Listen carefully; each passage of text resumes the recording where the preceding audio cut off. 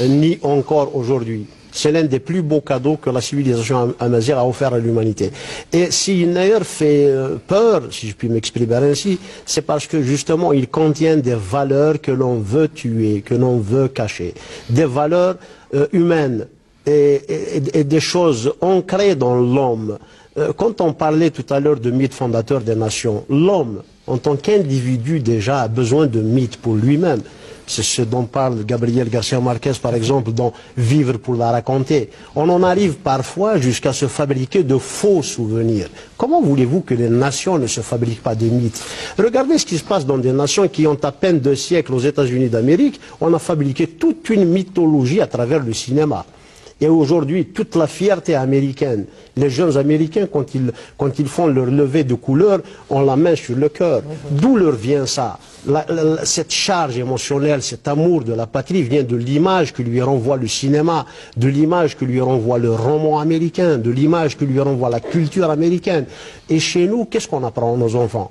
On est un peuple colonisable. Nous avons été colonisés par ceci et par cela. Nous avons apporté... il y a quand même, comment dire, ce syndrome du colonisé qui habite également les peuples d'Afrique du Nord. Exactement. Frantz Fanon parlait juste le syndrome du colonisé. Mais n'est-ce pas le moment de s'en débarrasser? N'est-ce pas le moment d'aller à la source, d'aller aux sources très profondes dans l'histoire pour apprendre à nos enfants comment ne plus se jeter à la mer pour leur dire que notre pays est beau, que nous avons des valeurs, que nous avons notre apport à l'humanité, que c'est chez nous que la première fois un peuple a pensé à laisser sa part à l'oiseau. Quand on va à la cueillette des olives, on laisse quelques olives pour l'oiseau.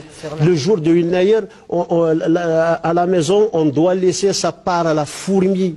On pense à la fourmi de la maison. Quel est ce peuple qui a pensé à la fourmi de la maison aussi loin dans l'histoire?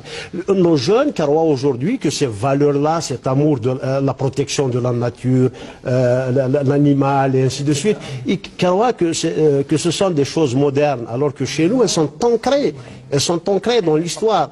Ce sont de belles choses. Lorsqu'on regarde ce qu'il y a derrière et qu'on cesse de ricaner, de sourire avec mépris devant certains rites que l'on croit, où l'on ne voit que le rite. Lorsqu'on veut chercher la valeur, on la trouve et on trouve des valeurs profondément humaines et on trouve des cadeaux offerts à l'humanité par notre civilisation amazigh. Et c'est là qu'il faut dépoussiérer Nair. Je l'ai toujours dit. Que veut dire le mot ahram? Il n'a aucun sens dans aucune autre langue, sauf en amazigh. Ça veut dire construction. D'où vient Ahram, Tharman, et ainsi de suite. Nous avons eu 9 siècles de pharaons berbères. On va parler du roi Sheshnek dans quelques instants. Donc justement, dont on ne parle jamais. Hein. C'est l'an 0. C'est l'an 0 du calendrier. Il a été choisi exprès. Ouais. Bon, pour ceux qui disent c'est un calendrier préfabriqué, il a été choisi exprès par des militants vu le prestige que Sheshnek a dans l'histoire. On va pas se coller à quelque chose de honteux, on se colle à quelque chose de prestigieux. Donc l'an 0 a été accolé à l'accession au trône de la 23e dynastie par Sheshnek, le premier pharaon berbère. C'est un acte glorieux, historique, qui est resté la preuve. Il est même cité dans la Bible comme ayant conquis la Palestine. Mais donc, toujours dans ce cadre-là, c'est certainement une question qui vous est directement destinée, celle de Yassine Himel qui dit « Parlez-nous de cette hypothèse selon laquelle la célébration de Nair se réfère à la naissance du peuple amazigh, voire la commémoration de la victoire en 950 avant Jésus-Christ du roi Sheshnek sur les armées du pharaon. Ces affirmations ont-elles été étayées par nos chercheurs ou sommes-nous encore aujourd'hui dans le folklore le plus total concernant donc justement la célébration de Nair? Donnons quelques indices seulement. Ouais. Je ne suis pas chercheur, je ne suis pas historien. Moi, je suis inspecteur d'éducation nationale.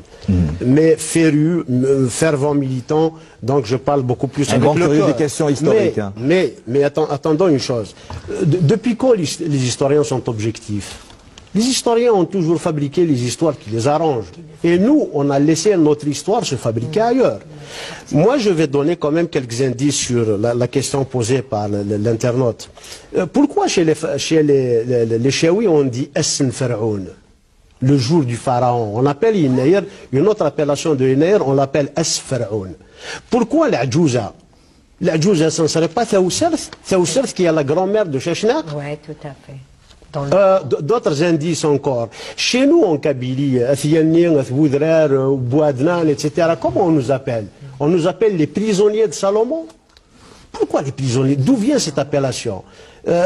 Henri Genevois s'étonnait déjà de cette appellation. Lui-même n'a jamais compris pourquoi. Mais quand on fait le lien, quand on sait qu'il y avait des prisonniers en Palestine contre Chechnya qu'il y a là, peut-être que ça, je ne suis pas sûr, je n'étais pas présent, je ne suis pas aussi vieux que ça, ouais. Je vous rassure. Mais je me pose des questions. Oui. Et on nous appelle aussi Ethel-Wadna, les gardiens du grand secret. Et quel est ce grand secret? Et qui sont ces prisonniers de Salomon? C'est quoi ce Hassan Pharaon qui perdure? Il y a aussi un autre mystère que je voudrais soulever ici. Quand on dit l'oralité comme si c'était une tare, eh bien mon oralité à moi a vu naître Jules César, l'a vu se glorifier de sa langue latine et a vu le latin mourir. Et Tamazight perdure encore. Mais pas seulement, il y a eu également des écrits, c'est ce que je voulais dire en début d'émission. Le premier roman. On n'est pas seulement que dans l'oralité. Le premier roman de l'humanité a été écrit chez nous par un des nôtres. C'est Apulée de Mador. Oui, mais en latin, avec beaucoup d'expressions berbères, certes. Mais même notre oralité, c'est une oralité incroyablement vivace, peut-être plus sûre à transmettre que l'écrit lui-même, parce qu'elle a vu naître des civilisations et les a vues mourir, tandis qu'elle, mazalit cette bazak, comme disait Lounas. Alors,